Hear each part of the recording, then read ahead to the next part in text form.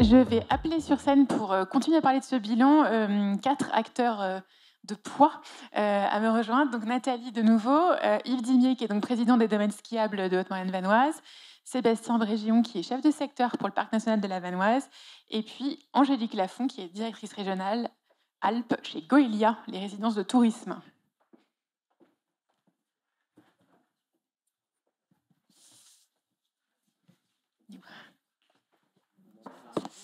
Vous avez des micros avec fil. Ah bah oui, la parité c'est fait exprès, oui, sur toutes les tables rondes, on a fait attention. Merci à tous de vous prêter au jeu. Alors, on va essayer de faire une demi-heure et puis pour rester 5 minutes de questions si ça vous convient. Je vais commencer par une première question à Nathalie. Alors, tu en as un peu parlé dans ton introduction, mais vu ce qu'on a vu et peut-être ton quotidien, pour toi, quel est le chemin qui a été parcouru depuis 2021 ? Alors, depuis 2021, moi, ce que je trouve remarquable, et puis, à part les capsules, elles sont géniales. Elles sont vraiment géniales parce qu'on voit les acteurs du territoire qui se sont emparés véritablement des problématiques qu'on avait identifiées depuis 2021. On n'a rien inventé pendant le Covid, mais simplement on a mis les choses à plat. On était une centaine, et ça a permis de vider un petit peu tout ce qu'on avait à se dire de manière parfois un petit peu frontale. Et du coup, il y a plusieurs choses qui ont émergé, notamment le besoin de développer et de soutenir les activités et les porteurs de projets. En fait, le gros déficit qu'on rencontre en Haute-Maurienne vanoise, c'est le manque d'accompagnement des individuels. Alors, c'est un accompagnement à la fois technique, de l'ingénierie pure, et de l'ingénierie financière. Donc, le chemin parcouru depuis qu'on a fait ce constat-là, c'est qu'à la communauté de communes, les élus se sont réunis et ont posé ce constat qu'eux-mêmes étaient en déficience dans leurs propres équipes administratives. Donc, du coup, il y a eu des créations de postes, une création notamment sur l'ingénierie financière. Voilà, donc c'est un exemple très, très particulier. Depuis le début du mandat, moi-même, j'essaye de faire en sorte que les banques soient au rendez-vous. Donc là, aujourd'hui, je remercie notamment le Crédit Agricole des Savoies qui fait l'effort d'être là par la présence de personnes. Merci à vous. Mais on invite aussi la Banque des Territoires, la Caisse d'épargne, la Banque de Savoie. Voilà, on essaye d'être en contact avec eux le plus possible. Je crois qu'aujourd'hui, on a une représentante du cluster montagne aussi. Donc voilà, c'est le chemin parcouru qui fait qu'en sorte, on soit plus armé pour que personne ne se retrouve à la traîne, à la marge, isolé, et comprenne les grands enjeux de faire du réseau, et faire du réseau de manière intelligente, en s'adressant d'abord à la Comcom parce que c'est la porte d'entrée, et ensuite on voit ce qu'on peut faire ou pas, mais en tout état de cause, on reçoit les projets et on les analyse ensemble. Donc un rôle de facilitateur, agrégateur, metteur en relation et aide à financer, quoi. Oui, bien sûr. Alors, on n'est pas Brahmapoutre non plus, on ne fait pas des miracles. Il y a parfois des projets qui sont analysés et dont la viabilité est trop incertaine pour que la communauté de communes s'engage à dire banco, allez, vous pouvez en vivre. Mais en tout état de cause, je me souviens quand on a lancé la démarche Éco 2030, on a reçu entre 130 et 150 projets. Voilà, vous avez noté dans vos slides plus de 80 qui ont été réalisés. Bon, ça veut dire que quelque part, il y a eu un écrémage naturel, mais ça veut dire aussi que quelque part, on a aussi un portfolio. Donc, il y a des gens qui sont peut-être prêts à partir, qui n'osent pas se manifester ou revenir vers nous. Revenez. En 3 ans, les choses ont peut-être évolué. Il y a peut-être un contexte à reconsidérer. Super. Pendant le déjeuner, manifestez-vous, n'hésitez pas. On va parler un peu client. On a vu que ce territoire enchantait et créait des super niveaux de satisfaction. Moi, j'aimerais entendre Yves puis Angélique sur le sujet de vos clientèles l'hiver. Qu'est-ce qui a changé? En quoi est-ce qu'ils sont un peu différents d'avant? Je ne vais pas parler forcément bonjour à toutes et à tous, premièrement. Je ne vais pas forcément parler de changement, mais en tous les cas d'accélération d'une perception des mentalités des clients, qui fait que nos valeurs qu'on a intrinsèquement sur le territoire dans chacune de nos stations sont de plus en plus valorisées et porteuses.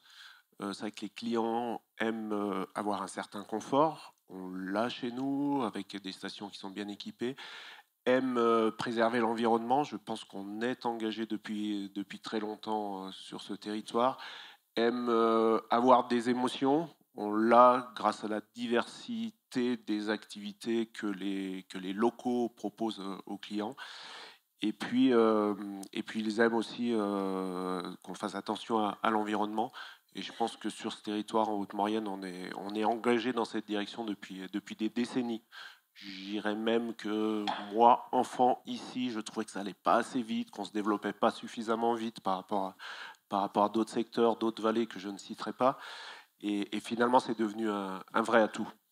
Et Angélique, tu m'as dit exactement la même chose quand on a préparé la table ronde. Peut-être que tu peux... Ouais, je partage complètement l'avis de Yves. Ce que je pourrais rajouter, c'est par rapport à nos clients, la consommation du ski a évolué. C'est-à-dire qu'aujourd'hui, le forfait 6 jours ou semaine se vend beaucoup moins. Et les clients achètent leur forfait plutôt à la carte. Ils vont privilégier sécuriser les enfants et les cours de ski. Et ça s'explique aussi parce que la garantie neige n'est plus un frein à la réservation des séjours hiver. Les gens réservent quand même si ils sont pas sûrs qu'ils soient sûrs qu'il y ait de la neige ou pas. Donc ça, c'est On plutôt vient à la montagne plus qu'on vient... pour respirer, se déconnecter, même si le ski reste essentiel au séjour. Du coup, je veux bien qu'on reste sur toi. C'est, je crois, 80% de votre chiffre d'affaires quand même qui est l'hiver Oui. et 20% l'été. Donc, Entre résidence de 15 et 20% tourisme, l'été. peut-être tu peux expliquer ce que c'est la résidence de tourisme. Et du coup, comment vous vous développez l'été aussi? Alors là, c'est plutôt la politique commerciale pour l'été qui est plutôt un petit peu plus agressive avec le 2 égale 1 qui nous permet de remplir nos résidences et de maintenir un taux de remplissage très satisfaisant sur les destinations. Et l'été, ils aiment quoi, du coup, les clients sur le territoire? Ah bah, l'été, c'est l'authenticité et la diversité des activités. Tout le monde sait que l'été, les gens sont très mobiles entre toutes les destinations, dans toute la vallée. Alors nous, plus spécifiquement, les résidences Gaulier, on est sur Ossois et la Norma, mais voilà, on sait très bien que les clients rayonnent sur toute la vallée de la Maurienne, voire même sur toute la Maurienne. Et peut-être on peut compléter avec Yves avant d'arriver à Sébastien, parce que le côté, il y a des clients partout. Je pense que Sébastien voudra en parler au niveau du parc de la Vanoise. Yves, du coup, toi, l'été, on a vu 1% de chiffre d'affaires. Alors, ça diffère un peu selon les stations, mais vous bougez, vous faites plein de choses. Peut-être tu veux en parler? Oui, alors ce qui concerne le périmètre de gestion des domaines skiables, on voit que le chiffre d'affaires est faible, mais c'est quelque part négatif, mais positif, parce que ça prouve qu'il y a plein d'autres choses à faire sur le territoire que d'être sur le périmètre des domaines skiables. Néanmoins, grâce au ski, grâce à l'activité économique du ski, on arrive à investir, à se diversifier. Titre d'exemple, c'est ce qu'on a fait à Valseny en reprenant la base nautique du Mont-Cenis, qui avait été montée par deux filles locales et qui avaient un petit peu de mal économiquement. On n'a pas hésité une seconde avec les élus de reprendre cette activité et on essaie de la rebooster, de la remettre en avant parce que ça fait partie d'une activité qui est sympa, qui est complémentaire. Voilà. Après, ça fait longtemps qu'on réfléchit à comment faire augmenter la part du chiffre d'affaires été. On continue à le faire, on voit que ça progresse, mais la bonne nouvelle, c'est que la solidité du ski, des activités hivernales, fait qu'on a du mal à faire progresser le chiffre d'affaires été par rapport à l'hiver. Mais je pense qu'on va continuer à travailler sur les deux saisons en même temps, et c'est quand même comme ça qu'on préparera au mieux l'avenir. Merci. Je me tourne vers Sébastien. On va faire un peu le lien avec... tu m'as dit quand on a préparé, les remontées mécaniques, c'est cool parce que l'hiver, ça parque les gens sur 2% du territoire, alors que l'été, ils partent un peu partout. Est-ce que tu pourrais nous en parler, toi, de ce côté comportement hiver-été des clientèles que tu vois au niveau du parc? Oui, c'est vrai que c'est un sujet qu'on a souvent abordé, même avec Yves. Je me rappelle d'une émission de radio où les gens voulaient vraiment qu'on se fâche tous les deux, c'était assez drôle. Et que nous, on n'avait pas envie, puisque justement, moi, ce que je trouve remarquable depuis quelques années, c'est le travail ensemble. Enfin, j'ai l'impression qu'aujourd'hui, le parc est devenu moins hors sol, mais participe vraiment comme acteur touristique à la vallée, et on le fait en collaboration. Et une collaboration, justement, dans l'esprit du ski bashing, n'est pas compris, en fait. Et je disais simplement que pour nous, alors je ne parlais pas de parquer, je parlais de canaliser, c'est que aujourd'hui, le mot de quiétude, voilà, on parle de beaucoup de choses, mais les animaux ont aussi besoin de leur petite place pour pouvoir survivre, notamment l'hiver, mais aussi l'été. Et que l'hiver, finalement, en Haute-Maurienne, voilà, il y a 2% de la surface qui est en domaine skiable, et on canalise 98% du flux touristique sur 2%, et ce qui fait qu'en fait, les 98% qui restent, c'est une zone de quiétude. Donc on est dans un territoire qui est relativement préservé, chose qui est beaucoup plus difficile l'été, où il n'y a pas de barrière, où c'est bien, on a beaucoup de nouvelles clientèles qui viennent, mais qui n'ont pas forcément les codes, et ce qui fait que voilà, des activités, on les voit se développer la nuit, enfin, chose que je ne voyais pas, mais il y a beaucoup d'adeptes du trail aujourd'hui, on court aussi la nuit, le jour, partout en fait. Et voilà, c'est beaucoup plus difficile pour les espèces parfois de trouver leur petite zone de tranquillité l'été. Et du coup, par rapport à un peu ces conflits d'usage aussi, ces gens qui font parfois n'importe quoi ou qui en tout cas ne sont pas aussi respectueux que tu le souhaiterais, vous avez mis en place les médiateurs pastoraux. Est-ce que tu peux nous en parler ? Oui, on voit qu'il y a beaucoup de monde et plus on se rapproche des grands sites avec des grands parkings, plus la fréquentation augmente. Sauf que c'est vrai que parfois les gens, ils n'ont pas forcément les codes, la connaissance du fonctionnement de nos montagnes, de nos alpages. Et après, c'est un climat social qui est pas lié, qui est mondial, hein. On sent que les gens, ils ont de plus en plus de mal à se supporter ou à se parler. Et je trouvais que sur les sentiers, parfois, c'était un petit peu houleux entre les différents publics, enfin entre le monde agricole, entre le monde touristique, entre les pratiquants eux-mêmes. Chacun s'estimant légitime à être là. Moi, je suis randonneur, c'est à moi. Le vététiste, non, c'est pour moi. Par contre, les autres ne devraient pas y aller. Et chacun s'estime légitime à être là, mais tout seul. Parce que justement, la Haute-Maurienne, c'est un espace immense, préservé, où on a cette impression qu'on est seul au monde. Sauf que chacun, il vient pour être seul au monde, et au bout d'un moment, on n'y est plus. Et le but, c'était d'embaucher des personnes qui ne travaillent que sur ça, pour écouter les gens, mais pour leur parler, pour leur expliquer ce qu'est un alpage, comment on fonctionne. Voilà, c'est juste de la médiation pour apprendre aux gens à vivre ensemble, notamment en montagne. Donc s'ils sont plus tout seuls parce qu'ils sont très nombreux, moi ça me pose une question qui est un petit peu poil à gratter, donc je me tourne vers Nathalie, sur jusqu'où on va en termes de croissance du tourisme. Est-ce qu'on continue de façon, sans se poser de questions, ou est-ce qu'on cherche une croissance plus raisonnée ?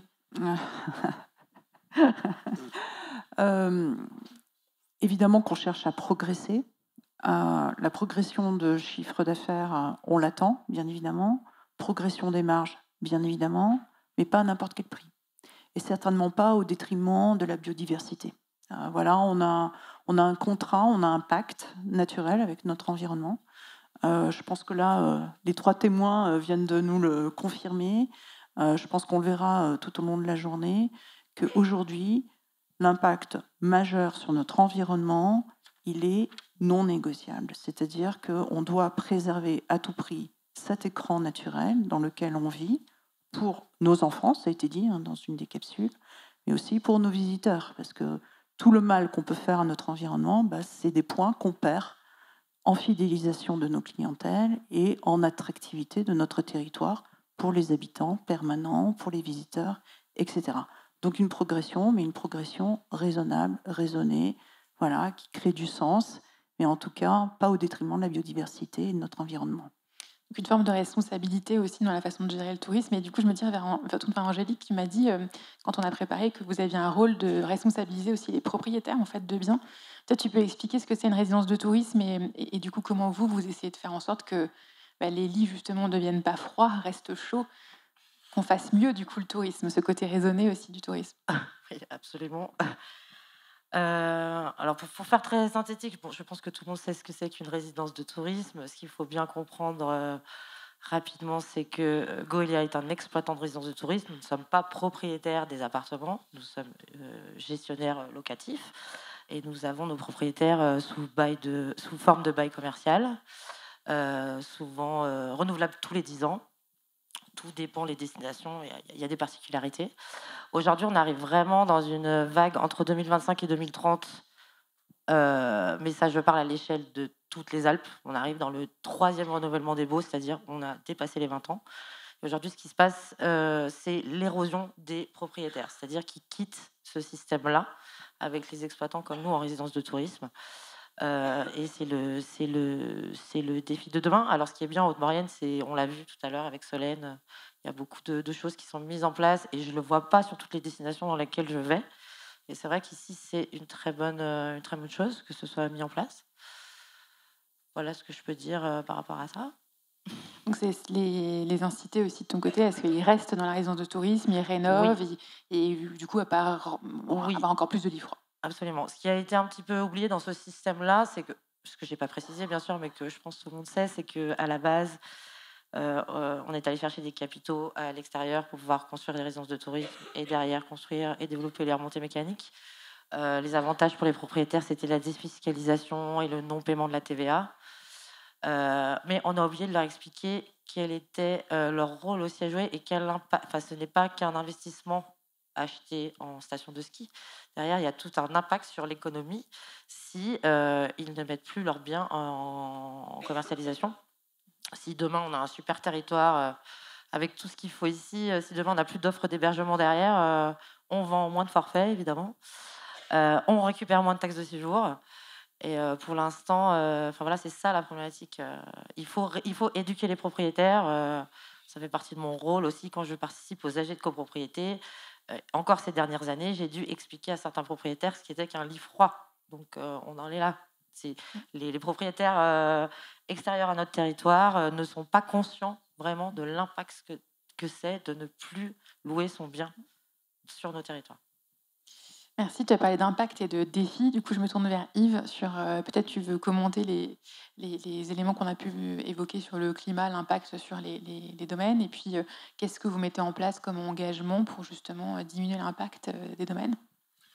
Oui, donc tu as montré un petit peu quelques données de ClimSnow. Donc ça, je pense que c'est quelque chose qui est vraiment fondamental, c'est de savoir ce qui va se passer dans les années à venir et comment nos domaines skiables, notre moteur économique de la vallée va être impacté. Donc la bonne nouvelle, c'est qu'on a de la chance sur notre territoire, c'est qu'on a des domaines skiables qui sont assez hauts en altitude, avec une bonne exposition. On a de bonnes installations de neige de culture, j'y reviendrai après, parce que c'est le sujet quand même de demain, l'eau. Donc, fort de ça, on a un constat qui est plutôt positif, hein, une base qui est solide et qui nous permet de voir l'avenir avec sérénité. Et on a besoin de cette sérénité vraiment pour construire l'avenir tous ensemble. Parce qu'on le voit, tu as parlé de ski bashing, effectivement, quand on se fait écorner, quand on se fait attaquer, les gens ne connaissent pas vraiment notre écosystème. Et en fait, on est les premiers à défendre notre environnement, défendre notre territoire et défendre nos emplois, notre vie au village. Donc c'est bien d'avoir cette base qui est solide. Ensuite, ça nous permet dans toutes nos réflexions, nos investissements, à prendre en compte ce qui va se passer. C'est-à-dire que, bien entendu, on ne fait plus de réflexion et d'investissement sur une piste basse en altitude, exposée au soleil, mais on prend toutes ces caractéristiques pour prévoir ce qui va se passer dans 30 ans, 40 ans et pérenniser notre outil. Mes collègues et moi-même des autres stations avons ça bien en tête en permanence. Après, c'est certain qu'on l'a vu sur le slide que les émissions de gaz à effet de serre engendrées par un domaine skiable sont finalement très faibles.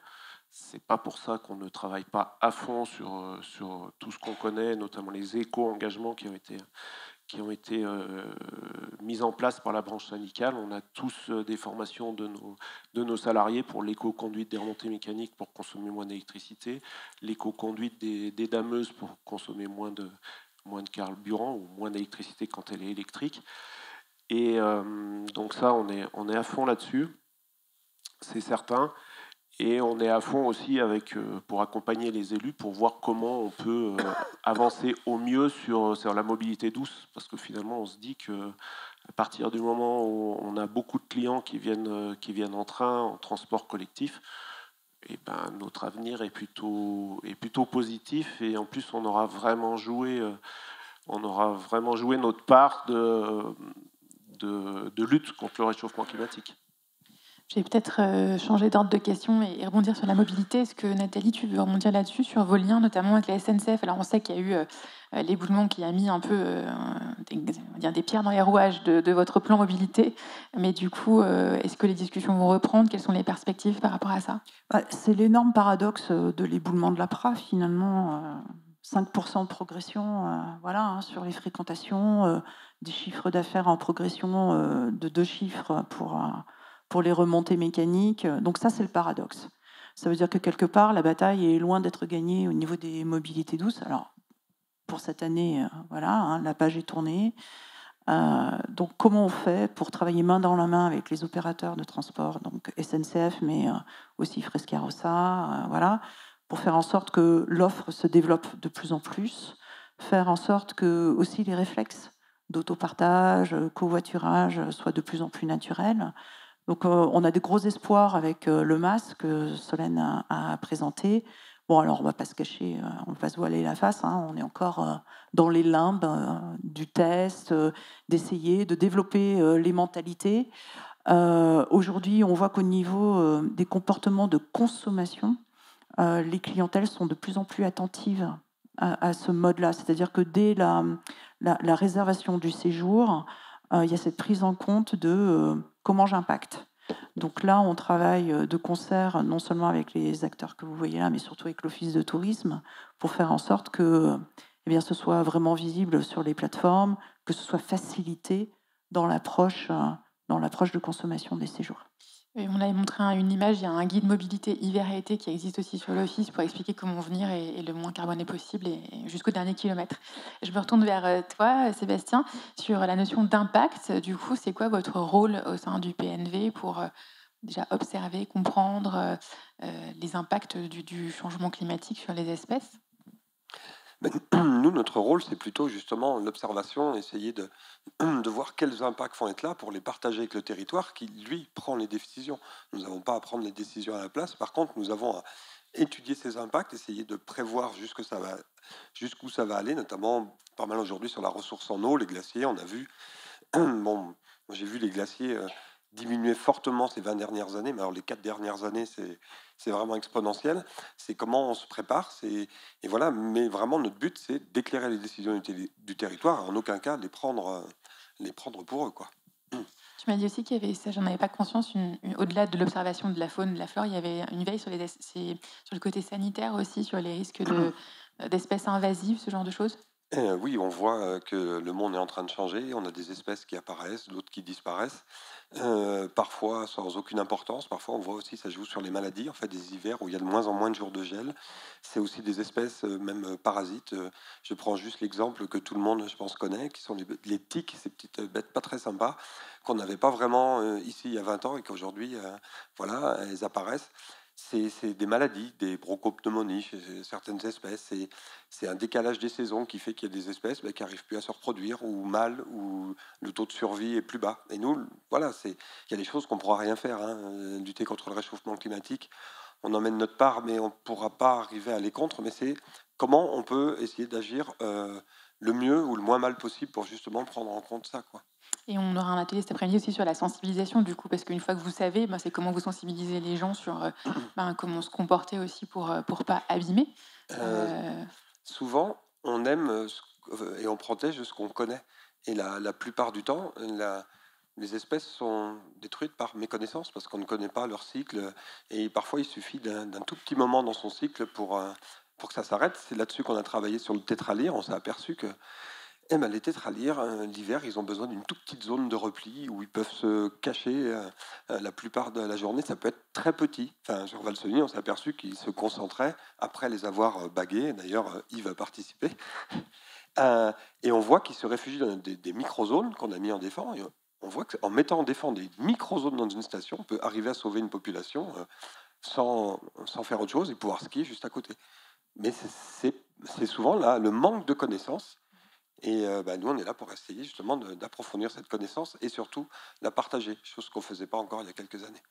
Et sur le partage, il y a aussi le lien avec les risques naturels. Je sais que tu me disais aussi que vous observez assez vite quand il y a un sentier qui disparaît ou une passerelle qui saute, entre guillemets, dans une randonnée parce qu'il y a eu une crue ou il y a eu quelque chose. Là, comment ça se passe du coup? C'est des lanceurs d'alerte qui voient les choses, qui contactent ensuite la communauté de communes ou les communes pour réagir. Comment ça se passe dans ces cas-là? Alors, après, on a les confrères de la communauté de communes. En fait, nous, on gère ce qui est dans le cœur du parc et la Comcom en dessous, qui a un système d'alerte.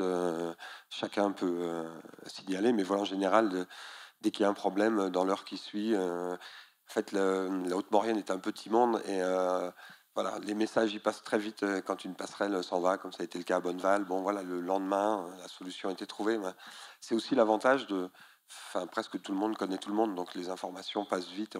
Justement, c'est de garder du temps pour réagir vite aussi.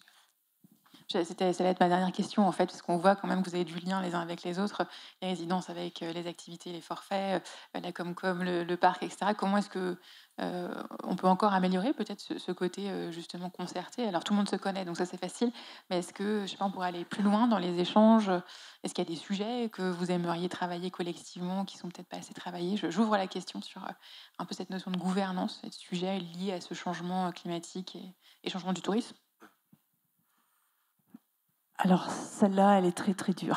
Il en fallait une quand même. Alors, comme vient de le souligner Sébastien, oui, on est dans une petite vallée, malgré tout, et on se connaît tous. Donc, dès qu'on a des soucis, notamment au niveau des élus, on communique très, très rapidement. Et on a la chance d'avoir des liens très forts avec les équipes du département de la Savoie. Donc, voilà une collectivité que j'ai la chance de représenter et qui est très fortement présente sur le territoire. Et notamment, dès qu'une infrastructure est touchée, notamment une infrastructure de type routier, pont, ouvrage d'art, etc., il y a une réaction immédiate. Donc là, on l'a vu récemment avec les crues à Lens-le-Bourg, une route détruite, quasiment sous 2 jours, on a une nouvelle route, quoi, hein. Enfin, c'est voilà, pour donner un exemple. Maintenant, en pleine nature, c'est vrai que ce sont souvent les équipes de la communauté de communes, quand ce sont des endroits qui sont du ressort de sa compétence, qui réagissent, qui analysent, voilà. Et puis il y a des dispositifs, encore une fois, avec d'autres types de collectivités, souvent le département, pour que les infrastructures soient rétablies, que les chemins soient à nouveau en bon état, que les passerelles soient reconstruites. Voilà, il y a eu des offres, ou des subventions, on va dire, exceptionnelles, des appels d'offres aussi, pour restaurer tous les dispositifs qui avaient été mis en place, notamment au niveau des sentiers. Donc là, on parle du plan départemental de sentiers, le PDIPR, mais aussi les sentiers de vélo. D'autres réactions sur ce côté travailler ensemble? Est-ce que vous avez des remarques là-dessus? On va voir ce qui va se passer cet après-midi. Non, mais je pense qu'effectivement, Nathalie l'a dit, notre territoire, on est tous assez proches et en bonne collaboration, comme Sébastien l'a dit, et ça c'est quand même notre force. Après, effectivement, il ne faut pas qu'on hésite à multiplier les échanges, multiplier les travaux pour construire l'avenir ensemble. Ça, c'est pas toujours simple, mais on le fait et il faudra certainement le faire encore plus. Peut-être Angélique, sur un mot sur la collaboration entre les acteurs privés du coup et publics, ou pas forcément? Pas forcément, Non, si, ça parce va, que si. ce que je dirais quand même en Haute-Maurienne, voilà, comme tout le monde l'a dit, la communication se fait beaucoup plus facilement que sur d'autres vallées, comme en Tarentaise par exemple. Les gens sont beaucoup moins, à mon niveau en tout cas, c'est beaucoup plus facile en Maurienne d'échanger, de discuter, de lancer des projets avec les collectivités locales ou les autres acteurs privés. En Tarentaise, en Isère, j'ai beaucoup plus de mal à avoir cette proximité. Donc un côté très humain dans le fonctionnement finalement, et aussi dans l'image que vous véhiculez auprès de vos clients, puisque je crois que c'est un retour aussi, ce côté Oui. taille humaine qui est plutôt Oui. apprécié. Taille humaine et fierté du territoire. Et je pense aussi la différence assez importante ici, c'est que je parlais des investissements financiers étrangers tout à l'heure. Je pense que la chance, alors c'est surtout sur le haut de la vallée, Valseny jusqu'à Bonneval. Je pense que voilà, les investissements, ils sont très locaux aussi. Le territoire appartient aux habitants, à vous tous. Alors sur d'autres territoires, on n'a pas ce sentiment-là. Je pense que c'est quelque chose, je reviens à ce qu'a dit Yves au tout début, c'est quelque chose qui a permis de préserver justement l'identité du territoire, et c'est ce que les clients ressentent et recherchent aujourd'hui. Merci pour vos témoignages. J'ai fini avec mes questions pénibles. On se tourne vers la salle. On a 5-10 minutes de questions, si vous en avez, pour nos intervenants. On va faire circuler des micros, et si vous pouvez juste, avant de poser votre question brûlante, dire qui vous êtes et à qui vous adressez la question. La première est toujours la plus difficile.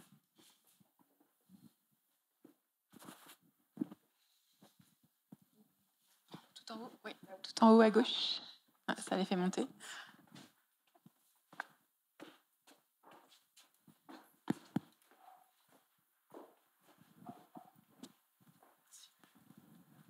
La première est la plus difficile, donc je m'y colle. Je suis Patrick Plaisance, je suis journaliste à Mairie des Pays de Savoie. Une question en creux sur votre bilan qui me semble manquer, désolé. Qu'en est-il du développement du logement permanent, qu'il s'agisse des saisonniers l'hiver, l'été, ou des jeunes qu'on voit quitter la vallée? Quelle est la politique de la Comcom sur le sujet?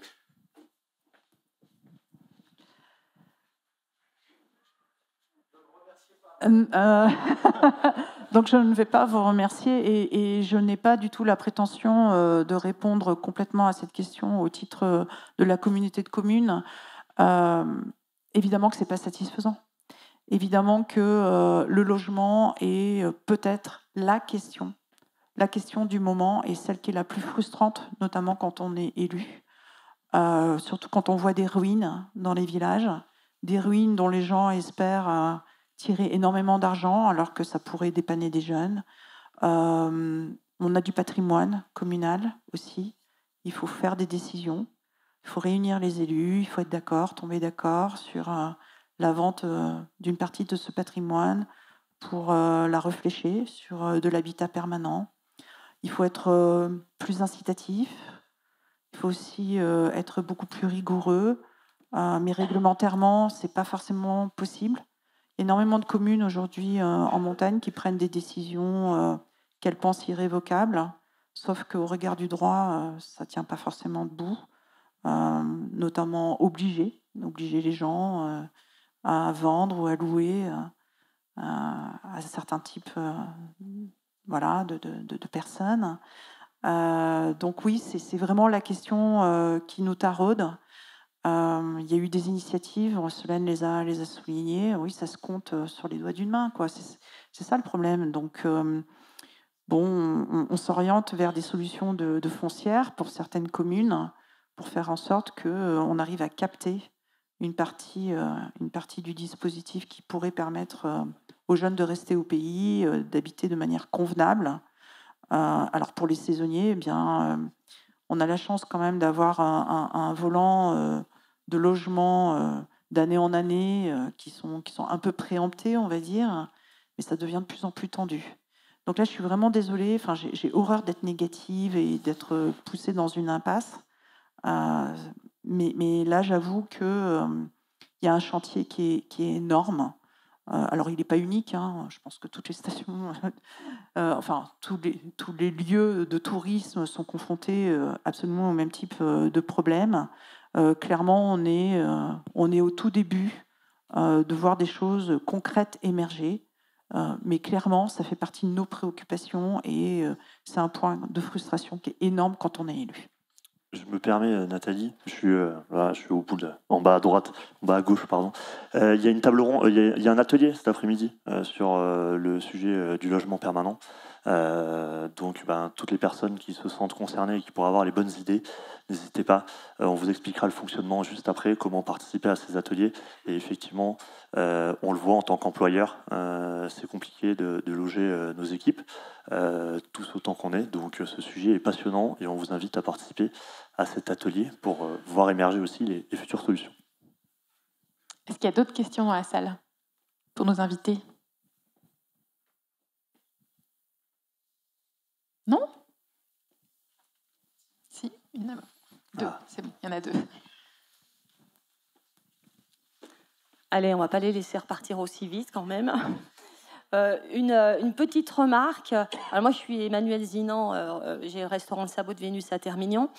Et j'avais participé dernièrement à Modane, je crois que c'est l'automne dernier déjà, à ce genre de réunion.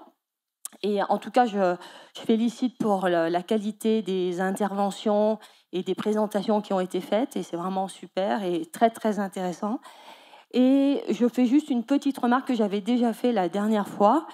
HMV, pour moi, la haute moyenne vanoise, commence à Modane. Et je vois que dans cette salle, il y a des représentants, des élus ou des sociopros de Modane.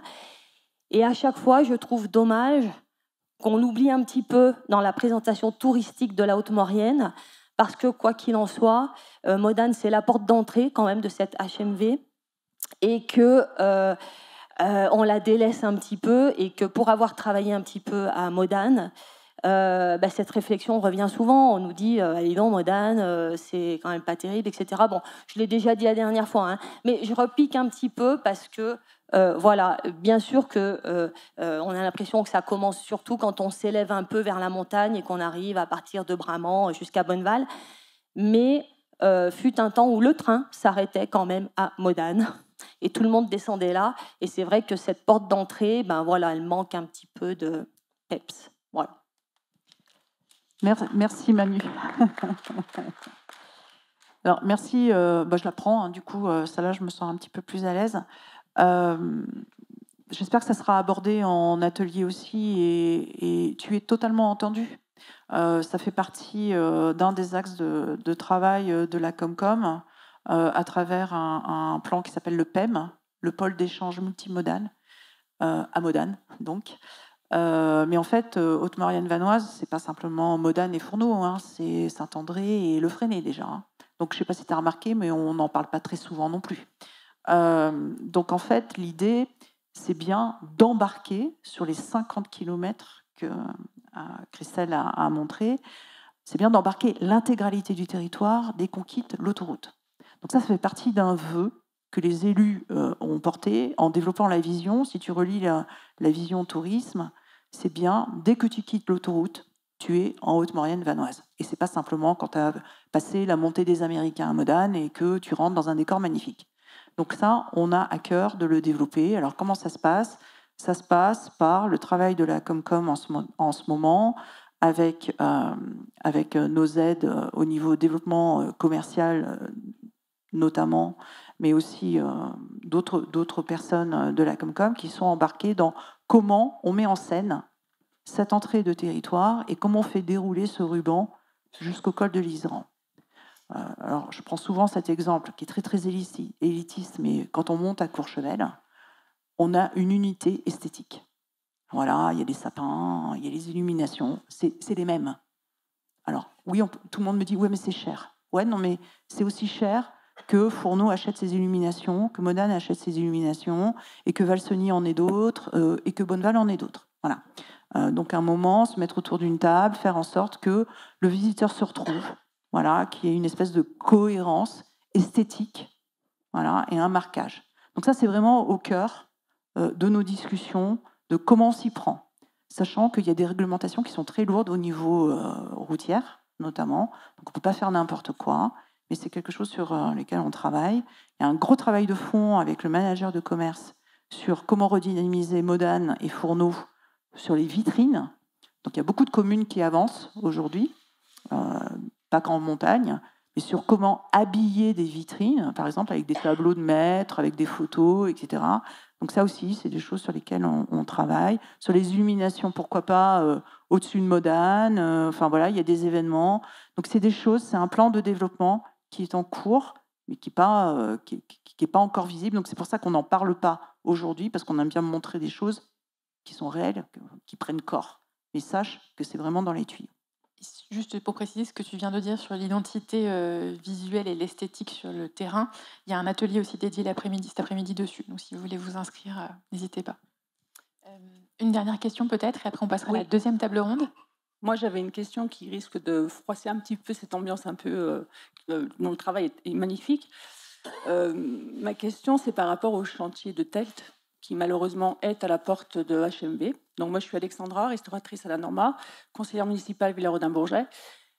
Voilà, je suis impressionnée par cette absence de ce sujet aujourd'hui parmi vous, parce que malheureusement, l'impact est quand même environnemental. On a du mal à trouver des salariés, parce que toutes les personnes qui sont capables de travailler sur ce chantier vont vers Telt. Le visage de Modane s'est complètement transformé, et le visage du coup des villages autour aussi. Et je suis interpellée par l'absence de ce sujet-là par rapport à le côté territoire merveilleux. Oui, bien sûr, il est beau. Préservé, oui, il est préservé. Pas pour tout le monde. Et ça m'inquiète un petit peu, parce qu'on est en 2024 et on sait que ce chantier, malheureusement, va se terminer peut-être un jour, 2050. Et je me dis, on est tous là autour d'une table. Et je suis pas sûre qu'on ait le droit d'occulter ce sujet. Alors, je ne sais pas si c'est un droit. Alors, encore une fois, je veux bien m'y coller. Mais en tout cas, n'hésitez pas à en parler au repas, en atelier, etc. Ce serait intéressant de faire un tour de table et voir si cette perception que vous avez est une perception complètement partagée collectivement. Ma perception n'est pas du tout la même. Clairement, je vois Modane se transformer et je me dis, oui, ok, il y a de la souffrance. C'est évident puisqu'on voit un chantier ouvert, etc. Donc il y a une souffrance naturelle, mais c'est pour le mieux. C'est-à-dire que demain, notre environnement il sera encore plus protégé. Moi, je ne vois pas 2050 comme horizon, je vois 2032, 2033 maximum parce qu'il y a eu un report. 2032, oui, ok, c'est pas 2025, c'est pas 2026, mais c'est pas 2050. Donc moi, je le vois comme, au contraire, un atout qui va faire en sorte que nos montagnes seront encore plus protégées demain et qu'on aura moins de particules fines dans l'atmosphère parce qu'il y aura moins de trafic routier, moins de trafic de poids lourds notamment, et qu'on aura canalisé ces circulations. On aura préservé la ligne historique, plus de TER, plus de fréquentation sur nos territoires. J'espère une offre, comme on a pu le voir, TER pour faciliter l'accès à notre territoire. Je n'ai pas cette perception-là, mais discutez-en autour. Enfin, je veux dire, c'est le but des participations, bien évidemment. Voilà, je le vois pas comme un handicap aujourd'hui, mais voilà, je suis pas la seule élue et certainement pas la seule qui puisse témoigner. Merci Nathalie de t'être mise sur le grill et d'avoir répondu aux questions. Je vous remercie tous les quatre. On va passer à la prochaine table ronde et regarder une petite vidéo en attendant qui illustre le dynamisme des acteurs locaux pendant qu'on échange les personnes. Mes produits s'inspirent de la montagne. Je m'inspire de mon lieu de travail et de mon lieu de vie pour créer et faire avancer mon entreprise.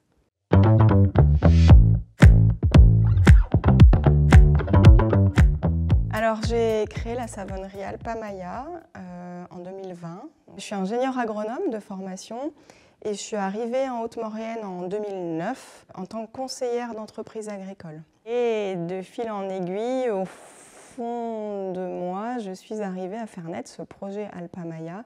Donc pour moi, c'est vraiment pas une reconversion, mais un aboutissement, et j'ai tendance à dire la boucle est bouclée, quoi. Via l'activité saisonnière et le flux de personnes qui fréquentent le territoire, ça me permet aussi d'aller faire découvrir et parfois sensibiliser et convaincre des personnes qui ne sont pas du tout sur des produits aussi respectueux, je dirais, et qui y viennent. Parce qu'ils ramènent un peu de Haute-Maurienne chez eux via ce produit-là. Je laisse une place aussi aux autres artisans locaux pour mettre en valeur des savoir-faire qui existent dans la vallée et qui sont souvent cachés. Donc j'ai pris la décision vraiment de dire j'ai de l'espace, j'en ai presque trop pour mes produits, donc autant en faire profiter du monde.